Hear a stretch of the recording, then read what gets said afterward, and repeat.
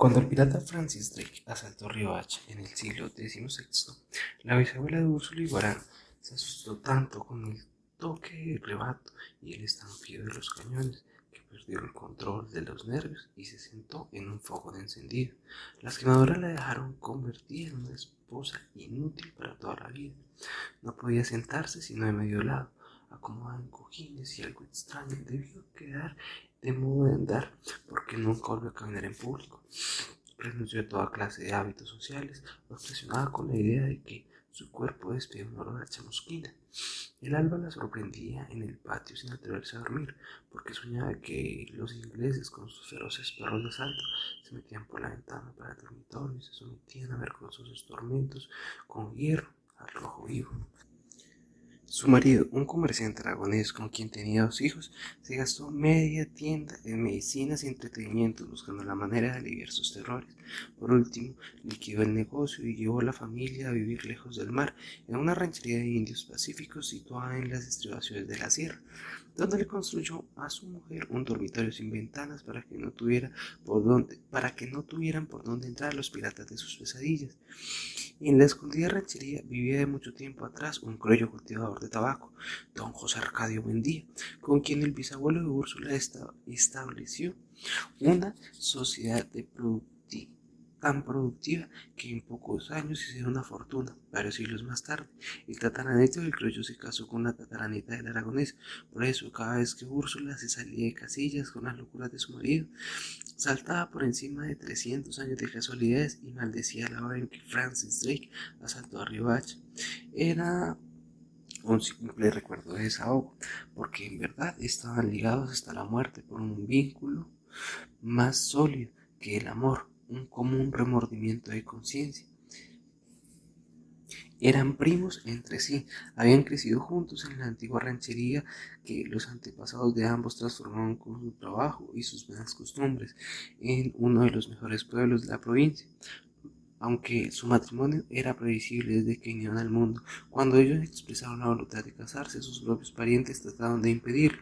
Tenían el terror de que aquellos saludables cabos de 2 razas secularmente entrecruzadas pasaran por la vergüenza de engendrar iguanas. Ya existía un precedente tremendo. Una tía de Úrsula, casada con un tío de José Arcadio, tuvo un hijo que pasó toda la vida con unos pantalones englobados y flojos y que murió desangrado después de haber vivido 42 años en el más puro estado de virginidad, porque nació y creció con una cola cartilaginosa en forma de tirabuzón y con una escobilla de pelos en la punta, una cola de cerdo que no se dejó ver nunca en ninguna mujer y que le costó la vida cuando un carnicero amigo le hizo el favor de cortársela con una hachuela de destazar.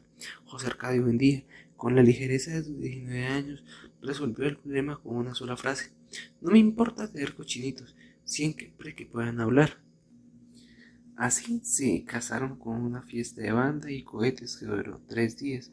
Hubieran sido felices desde entonces si la madre de Úrsula no se hubiera aterrorizado con toda clase de pronósticos siniestros sobre la descendencia, hasta el extremo de conseguir que rehusara consumar el matrimonio. Temiendo que el corpulento y voluntarioso marido la violara dormida, Úrsula se ponía antes de acostarse un pantalón rudimentario que su madre le fabricó con lona de velero y reforzado con un sistema de correas entrecruzadas que se cerraba por delante con una gruesa hebilla de hierro. Así estuvieron varios meses. Durante el día él pastoreaba sus gallos de pelea y ella bordaba en bastidor con su madre. Durante la noche forcejeaban varias horas con su ansiosa violencia de que ya parecía un sustituto del acto del amor, hasta que la intuición popular olfateó que algo irregular estaba ocurriendo y soltó el rumor de que Úrsula seguía virgen un año después de casada, porque su marido era impotente. José Arcadio Buendía fue el último que conoció el rumor. Ya ves, Úrsula, lo que anda diciendo la gente, le dijo a su mujer con mucha calma. Déjenlos que hablen, dijo ella. Nosotros sabemos que no es cierto. De modo que la situación siguió igual por otros 6 meses, hasta el domingo trágico en que José Arcadio Buendía le ganó una pelea de gallos a Prudencio Aguilar. Furioso, exaltado por la sangre de su animal, el perdedor se apartó de José Arcadio Buendía para que toda la gallera pudiera oír lo que iba a decirle. Te felicito, gritó, a ver si por fin ese gallo le hace el favor a tu mujer. José Arcadio Buendía, sereno, recogió su gallo. Vuelvo enseguida, dijo a todos, y luego a Prudencio Aguilar, y tú, anda a tu casa y ármate, porque te voy a matar. 10 minutos después volvió con la lanza cebada de su abuelo en la puerta de la gallera, donde se había concentrado medio pueblo. Prudencio Aguilar lo esperaba. No tuvo tiempo de defenderse. La lanza de José Arcadio Buendía, arrojada con la fuerza de un toro y con la misma dirección certera que el primer Aureliano Buendía, con que el primer Aureliano Buendía exterminó a los tigres de la región, le atravesó la garganta. Esa noche, mientras se velaba el cadáver en la gallera, José Arcadio Buendía entró en el dormitorio cuando su mujer se estaba poniendo el pantalón de castidad. Blandiendo la lanza frente a ella, le ordenó: quítate eso. Úrsula no puso en duda la decisión de su marido. Tú serás responsable de lo que pase, murmuró. José Arcadio Buendía clavó la lanza en el piso de tierra. Si has de parir iguanas, criaremos iguanas, dijo, pero no habrá más muertos en este pueblo por tu culpa. Ush. Era una buena noche de junio, fresca y con luna, y estuvieron despiertos y reposando en la cama hasta el amanecer, indiferentes al viento que pasaba por el dormitorio, cargado con el llanto de los parientes de Prudencio Aguilar. El asunto fue clasificado como un duelo de honor, pero a ambos les quedó un malestar en la conciencia. Una noche en que no podía dormir, Úrsula salió a tomar agua en el patio y vio a Prudencio Aguilar junto a la tinaja. Estaba lívido, con una expresión muy triste, tratando de cegar con un tapón de esparto el hueco de su garganta. No le produjo miedo, sino lástima. Volvió al cuarto a contarle a su esposo lo que había visto, pero él no le hizo caso. Los muertos no salen, dijo. Lo que pasa es que no podemos con el peso de la conciencia. 2 noches después, Úrsula volvió a ver a Prudencio Aguilar en el baño, lavándose con el tapón de esparto la sangre cristalizada del cuello. Otra noche lo vio paseándose bajo la lluvia y José Arcadio Buendía, fastidiado por las alucinaciones de su mujer, salió al patio armado con la lanza. Allí estaba el muerto con su expresión triste. Verá el carajo, le gritó José Arcadio Buendía. Cuantas veces regreses, volveré a matarte. Prudencio Aguilar no se fue, y José Arcadio Buendía se atrevió a rejar la lanza. Desde entonces no pudo dormir bien. Lo atormentaba la inmensa desolación con que el muerto lo había mirado desde la lluvia, la honda nostalgia con que añoraba a los vivos, la ansiedad con que registraba la casa buscando el agua para mojar su tapón de esparto. Debe estar sufriendo mucho, le decía a Úrsula. Se ve que está muy solo. Ella estaba tan conmovida que la próxima vez que vio al muerto destapando las ollas de la hornilla comprendió lo que buscaba y desde entonces le puso tazones de agua por toda la casa. Una noche en que lo encontró lavándose las heridas en su propio cuarto. José Arcadio Buendía no pudo resistir más. Está bien, Prudencio, le dijo. Nos iremos de este pueblo lo más lejos que podamos y no regresaremos jamás. Ahora vete tranquilo. Fue así como emprendieron la travesía de la sierra. Varios amigos de José Arcadio Buendía, jóvenes como él, embullados con la aventura, desmantelaron sus casas y cargaron con sus mujeres y sus hijos hacia la tierra que nadie les había prometido. Antes de partir, José Arcadio Buendía enterró la lanza en el patio y degolló uno tras uno sus magníficos gallos de pelea, confiado en que de esa forma le daba un poco de paz a Prudencio Aguilar. Lo único que se llevó Úrsula fue un baúl con sus ropas de recién casada, unos pocos útiles domésticos y el cofrecito con las piezas de oro que heredó de su padre. No se trazaron un itinerario definitivo, solamente procuraban viajar en sentido contrario al camino de Riohacha para no dejar ningún rastro ni encontrar gente conocida. Fue un viaje absurdo. A los 14 meses, con el estómago estragado por la carne de mico y el caldo de culebra, Úrsula dio a luz un hijo con todas sus partes humanas. Había hecho la mitad del camino en una hamaca colgada de un palo que 2 hombres llevaban en hombros, porque la hinchazón le desfibró las piernas y las varices se le reventaron como burbujas. Aunque daba lástima verlos con los vientres tan templados y los ojos lánguidos, los niños resistieron el viaje mejor que sus padres y la mayor parte del tiempo les resultó divertido. Una mañana, después de casi 2 años de travesía, fueron los primeros mortales que vieron la vertiente occidental de la sierra, donde la cumbre nublada contemplaron la inmensa llanura acuática de la Ciénaga Grande, explayada hasta el otro lado del mundo, pero nunca encontraron el mar. Una noche, después de varios meses de andar perdidos entre los pantanos, lejos ya de los últimos indígenas que encontraron el camino, acamparon a la orilla de un río pedregoso cuya agua parecía un torrente de vidrio helado. Años después, durante la Segunda Guerra Civil, el coronel Aureliano Mendía trató de hacer aquella misma ruta para tomarse a Riohacha por sorpresa, y a los 6 días de viaje comprendió que era una locura. Sin embargo, la noche en que acamparon junto al río, las huestes de su padre tenían un aspecto de náufragos sin escapatoria, pero su número había aumentado durante la travesía y todos estaban dispuestos, y lo consiguieron, a morirse de viejos. José Arcadio Buendía soñó esa noche que en aquel lugar se levantaba una ciudad ruidosa con casas de paredes de espejo. Preguntó qué ciudad era aquella y le contestaron con un nombre que nunca había oído, que no tenía significado alguno, pero que tuvo en el sueño una resonancia sobrenatural: Macondo. Al día siguiente convenció a sus hombres de que nunca encontrarían el mar. Les ordenó derribar los árboles para hacer un claro junto al río, en el lugar más fresco de la orilla. De allí fundaron la aldea. José Arcadio Buendía no logró descifrar el sueño de las casas con paredes de espejo hasta el día en que conoció el hielo. Entonces creyó entender su profundo significado.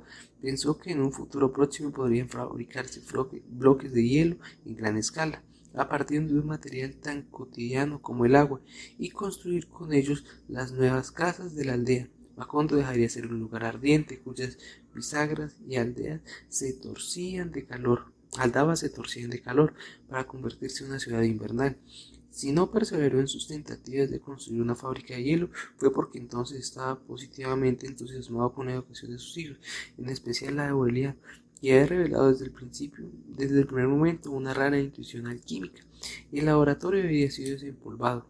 Revisaron las notas de Melquiades, ahora serenamente, sin la exaltación de la novedad.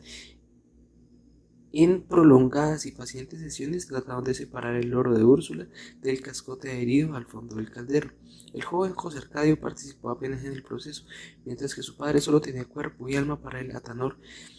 El voluntarioso primogénito, que siempre fue demasiado grande para su edad, se convirtió en un adolescente monumental. Cambió de voz, el bozo se le pobló de un bello incipiente. Una noche Úrsula entró en el cuarto cuando él se quitaba la ropa para dormir, y experimentó un confuso sentimiento de vergüenza y piedad. Era el primer hombre que veía desnudo después de su esposo, y estaba tan bien equipado para la vida que le pareció normal. Úrsula, encinta por tercera vez, vivió de nuevo sus terrores de recién casada. Por aquel tiempo iba a la casa una mujer alegre, deslenguada, provocativa, que ayudaba a los oficios domésticos y sabía leer el porvenir de la baraja. Úrsula le habló de su hijo. Pensaba que su desproporción era algo tan desnaturalizado como la cola del cerdo del primo. La mujer soltó una risa expansiva que repercutió en toda la casa como un reguero de vidrios.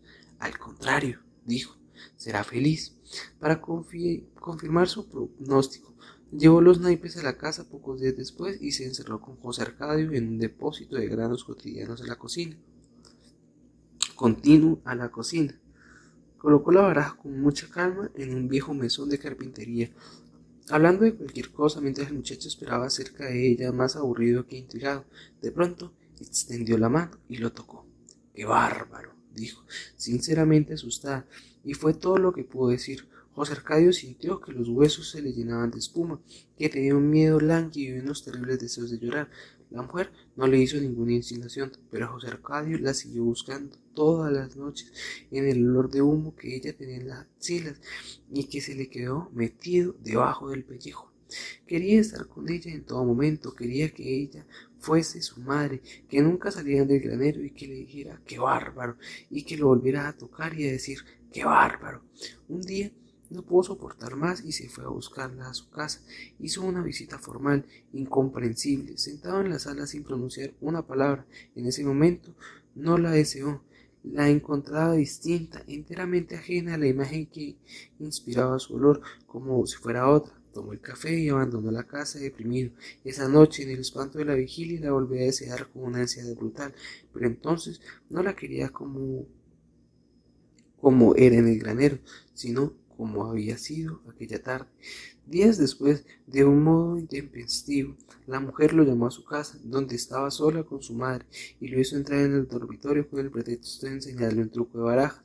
Entonces lo tocó con tanta libertad que él sufrió la desilusión después del estremecimiento inicial y experimentó más miedo que placer. Ella le pidió que esa noche fuera a buscarla.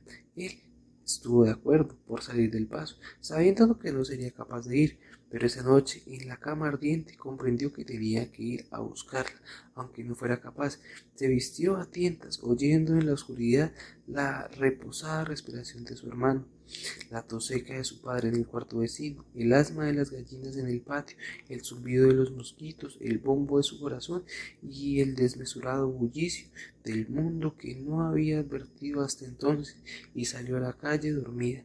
Deseaba de todo corazón que la puerta estuviera atrancada, y no simplemente ajustada como ella le había prometido, pero estaba abierta. La empujó con la punta de los dedos y los goznes soltaron un quejido lúgubre y articulado que tuvo una resonancia helada en sus entrañas. Desde el instante en que entró, de medio lado y tratando de no hacer ruido, sintió el olor. Todavía estaba en la salita donde los tres hermanos de la mujer colgaban las hamacas en posición que él ignoraba y que no podía determinar en las tinieblas, así que le faltaba atravesar la tienda, empujar la puerta del dormitorio y orientarse allí, de tal modo que no fuese a equivocarse de cama. Lo consiguió. Tropezó con los chicos en las hamacas, que estaban más bajas de lo que él había supuesto, y un hombre que roncaba hasta entonces se revolvió con el sueño y dijo con una especie de desilusión: era miércoles. Cuando empujó la puerta del dormitorio, no pudo impedir que raspara el desnivel del piso. De pronto, en la oscuridad absoluta, comprendió con una irremediable nostalgia que estaba completamente desorientada. En la estrecha habitación dormían la madre, otra hija con el marido y dos niños, y la mujer, que tal vez no lo esperaba. Habría podido guiarse por el olor si el olor no hubiese estado en toda la casa, tan engañoso y al mismo tiempo tan definido como había estado siempre en su pellejo. Permaneció inmóvil en largo rato, preguntándose asombrado cómo había hecho para llegar a ese abismo de desamparo, cuando una mano, con todos los dedos extendidos, que tanteaba en las tinieblas, le tropezó la cara. No se sorprendió, porque sin saberlo lo había estado esperando. Entonces se confiaba que aquella mano, y en un terrible estado de agotamiento, se dejó llevar hasta un lugar sin forma, donde le quitaron la ropa y lo zarandearon como un costal de ropa y lo voltearon al derecho y al revés, en una oscuridad insondable en la que le sobraban los brazos, donde ya no olía más a mujer sino a amoníaco, y donde trataba de acordarse del rostro de ella y se encontraba con el rostro de Úrsula, confusamente consciente de que estaba haciendo algo que desde hacía mucho tiempo deseaba que se pudiera hacer, pero que nunca se había imaginado que en realidad se pudiera hacer, sin saber cómo lo estaba haciendo, porque no sabía dónde estaban los pies y dónde la cabeza, ni los pies de quién ni la cabeza de quién, y sintiendo que no podía resistir más el rumor glacial de sus riñones y el aire de sus tripas y el miedo y el ansia atolondrada de huir y al mismo tiempo de quedarse para siempre en aquel silencio exasperado y aquella soledad espantosa. Se llamaba Pilar Ternera. Había formado parte del éxodo que culminó con la fundación de Macondo, arrastrada por su familia para separarla del hombre que la violó a los 14 años y siguió amándola hasta los 22, pero que nunca se decidió a hacer pública la situación porque era un hombre ajeno. Le prometió seguirla hasta el fin del mundo, pero más tarde, cuando arreglara sus asuntos y ella se había cansado de esperarlo, identificándolo siempre con los hombres altos y bajos, rubios y morenos, que las barajas le prometían por los caminos de la tierra y los caminos del mar, para dentro de 3 días, 3 meses o 3 años. Había perdido en la espera la fuerza de los muslos, la dureza de los senos, el hábito de la ternura, pero conservaba intacta la locura del corazón. Trastornada por aquel juguete prodigioso, José Arcadio buscó su rastro todas las noches a través del laberinto del cuarto. En cierta ocasión encontró la puerta atrancada y tocó varias veces, sabiendo que si había tenido el arresto de tocar la primera vez, tenía que tocar hasta la última, y al cabo de una espera interminable, ella le abrió la puerta.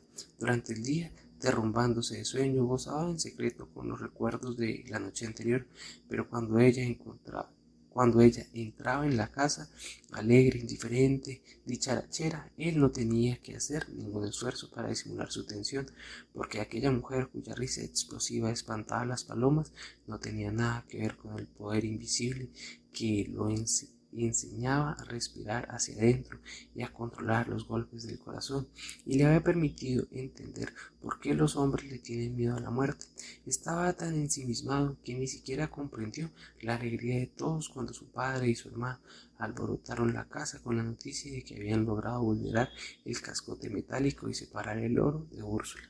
Al fin, en efecto, tras complicadas y perseveradas jornadas lo habían conseguido. Úrsula estaba feliz y hasta dio gracias a Dios por la invención de la alquimia, mientras la gente de la aldea se apretujaba en el laboratorio y le servía dulces de guayaba con galletitas para celebrar el prodigio, y José Arcadio un día les dejaba ver el crisol con el oro rescatado, como se acabara de inventarlo.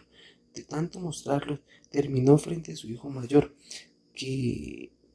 de tanto mostrarlo, terminó frente a su hijo mayor, que en los últimos tiempos apenas se asomaba por el laboratorio.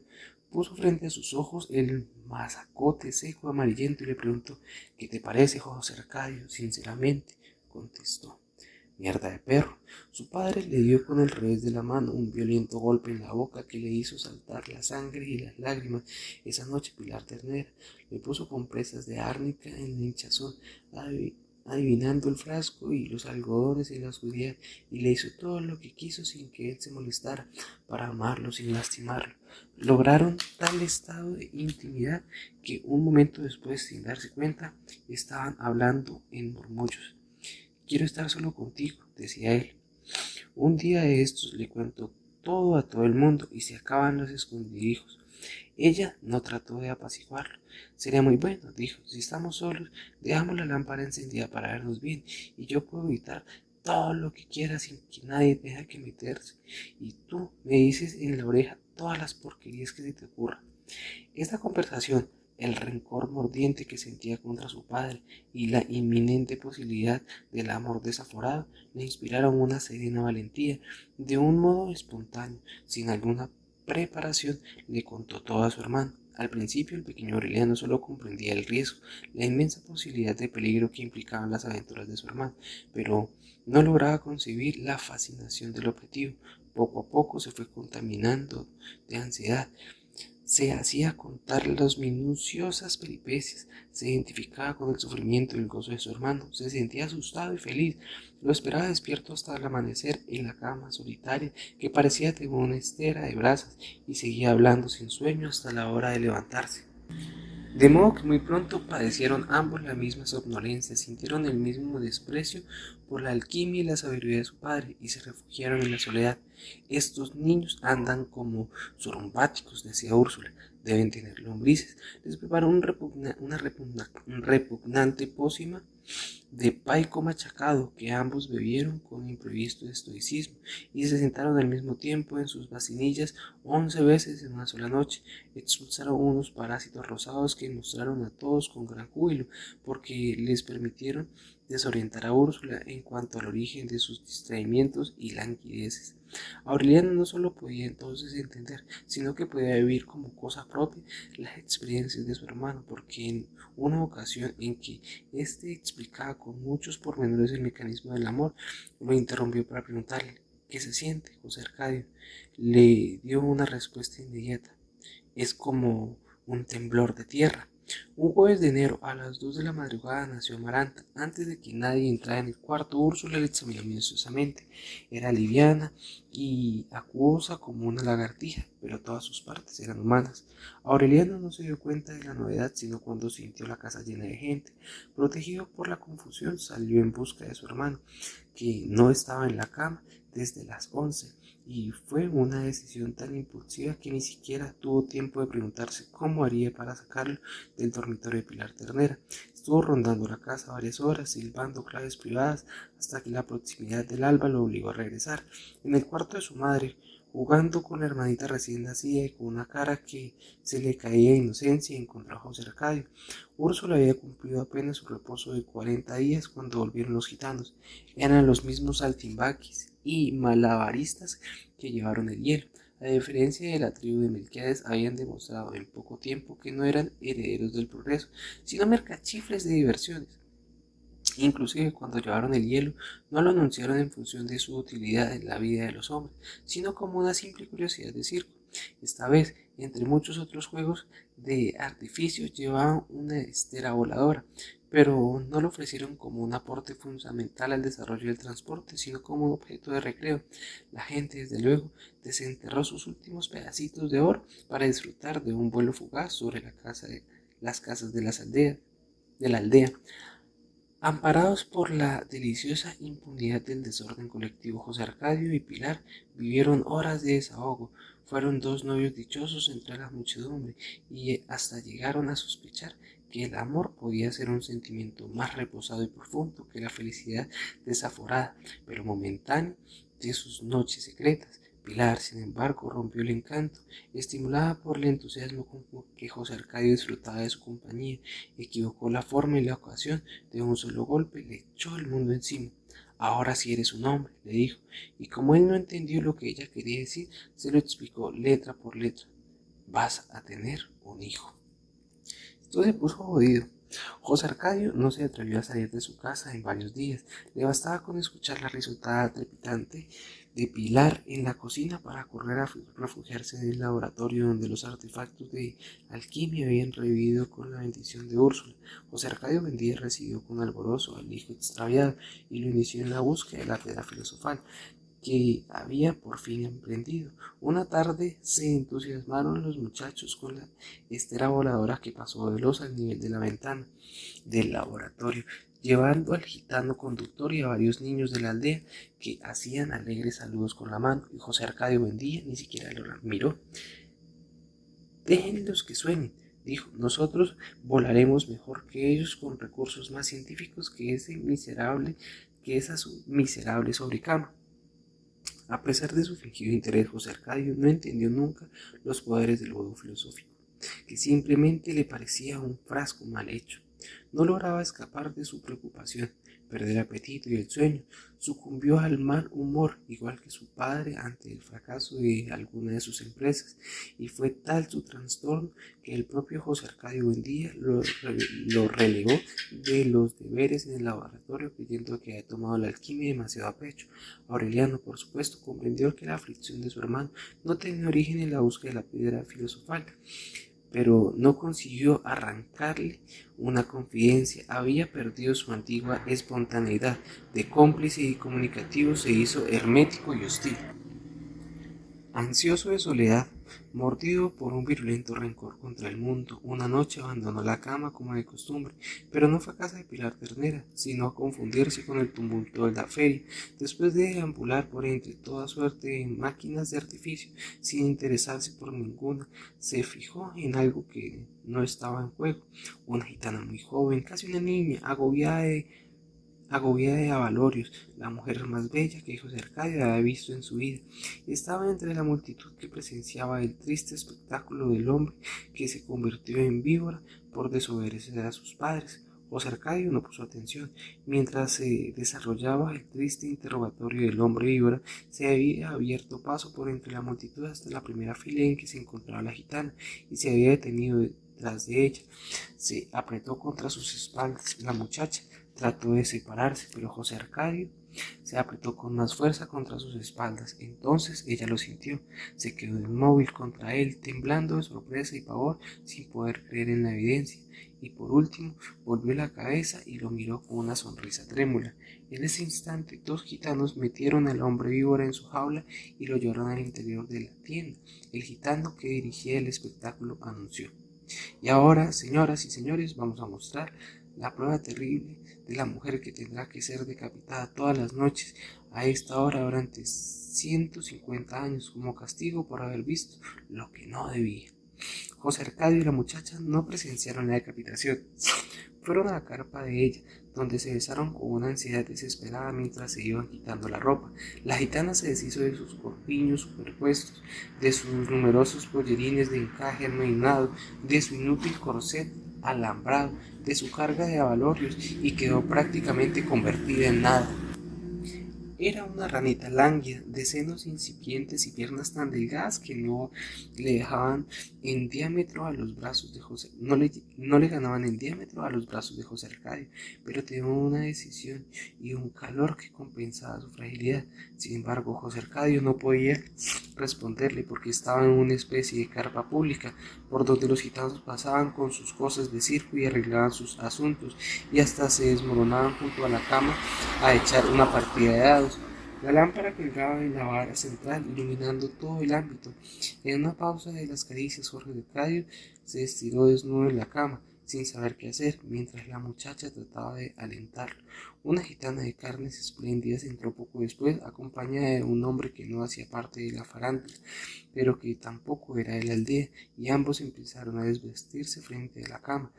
Sin proponérselo, la mujer miró a José Arcadio y examinó con una especie de fervor patético su magnífico animal en reposo. Muchacho, exclamó, que Dios te la conserve. La compañera de José Arcadio les pidió que la dejaran tranquilo y la pareja se acostó en el suelo, muy cerca de la cama. La pasión de los otros despertó la fiebre de José Arcadio. Al primer contacto, los huesos de la muchacha parecieron desarticularse con un crujido desordenado como el de un fichero. Le dominó y su piel se deshizo en un sudor pálido y sus ojos se llenaron de lágrimas y todo su cuerpo exhaló un lamento lúgubre y un vago olor de lodo, pero soportó el impacto con una firmeza de carácter y una valentía admirables. José Arcadio se sintió entonces levantado en vilo hacia un estado de inspiración seráfica, donde su corazón se desbarató en un manantial de obscenidades tiernas que le entraban a la muchacha por los oídos y le salían por la boca traducidas en su idioma.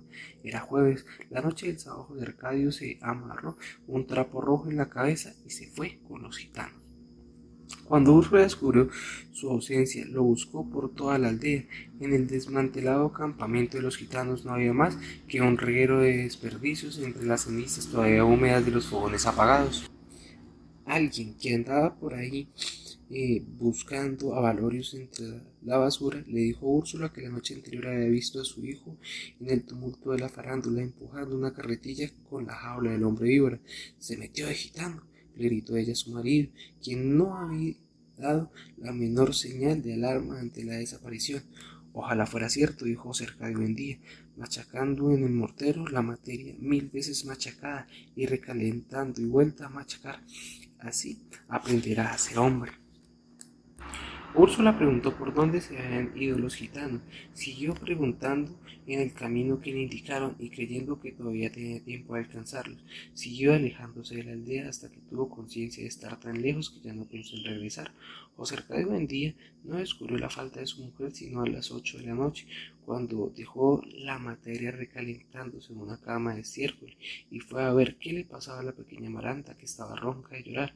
En pocas horas reunió a un grupo de hombres bien equipados, puso a Amaranta en manos de una mujer que se ofreció para amamantarla y se perdió por senderos invisibles en pos de Úrsula. Aureliano los acompañó. Unos pescadores indígenas cuya lengua desconocían les indicaron por señas al amanecer que no habían visto pasar a nadie. Al cabo de 3 días de búsqueda inútil regresaron a la aldea. Durante varias semanas José Arcadio Buendía se dejó vencer por la consternación. Se ocupaba como una madre de la pequeña Amaranta, la bañaba y la cambiaba de ropa, la llevaba a ser amamantada 4 veces al día y hasta le cantaba en la noche las canciones que Úrsula nunca supo cantar. En cierta ocasión Pilar Ternera se ofreció para hacer los oficios de la casa mientras regresaba Úrsula. Aureliano, cuya misteriosa intuición se había sensibilizado en la desdicha, experimentó un fulgor de clarividente al verla entrar. Entonces supo que de algún modo inexplicable ella tenía la culpa de la fuga de su hermano y la consiguiente desaparición de su madre, y la acosó de tal modo que, con una callada e implacable hostilidad, que la mujer no volvió a la casa. El tiempo puso las cosas en su puesto. José Arcadio Buendía y su hijo no supieron en qué momento estaban otra vez en el laboratorio, sacudiendo el polvo, prendiendo fuego al atanor, entregados una vez más a la paciente manipulación de la materia dormida desde hacía varios meses en su cama de estiércol. Hasta Amaranta, acostada en una canastilla de mimbre, observaba con curiosidad lo absorbente labor de su padre y su hermano en el cuartito enrarecido por los vapores de mercurio. En cierta ocasión, meses después de la partida de Úrsula, empezaron a suceder cosas extrañas. Un frasco vacío que durante mucho tiempo estuvo olvidado en un armario se hizo tan pesado que fue imposible moverlo. Una cazuela de agua colocada en la mesa de trabajo hirvió sin fuego durante media hora hasta evaporarse por completo. José Arcadio Buendía y su hijo observaban aquellos fenómenos con asustado alborozo, sin lograr explicárselo, pero interpretándolos como anuncios de la materia. Un día la canastilla de Amaranta empezó a moverse con un impulso propio y dio una vuelta completa en el cuarto, ante la consternación de Aureliano, que se apresuró a detenerla, pero su padre no se alteró. Puso la canastilla en su puesto y la amarró a la pata de la mesa, convencido de que el acontecimiento esperado era inminente. Fue en esa ocasión cuando Aureliano le oyó decir: si no temes a Dios, témele a los metales.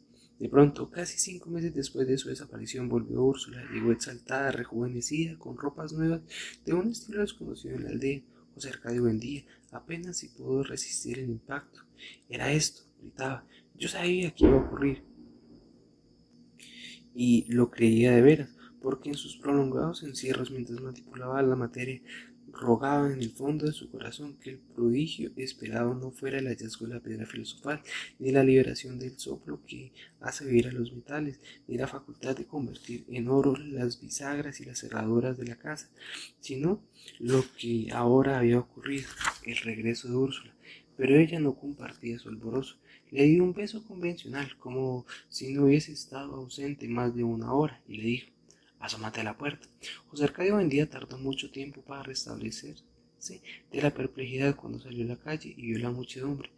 No eran gitanos, eran hombres y mujeres como ellos, de cabellos lacios y piel parda, que hablaban su misma lengua y se lamentaban de los mismos dolores. Traían mulas cargadas de cosas de comer, carretas de bueyes con muebles y utensilios domésticos, puros y simples accesorios terrestres, puestos en venta sin aspavientos por los mercachifles de la realidad cotidiana. Venía del otro lado de la ciénaga, a solo 2 días de viaje, donde habían pueblos que recibían el correo todos los meses y conocían las máquinas del bienestar. Úrsula no había alcanzado a los gitanos, pero encontró la ruta que su marido no pudo descubrir en su frustrada búsqueda de los grandes inventos.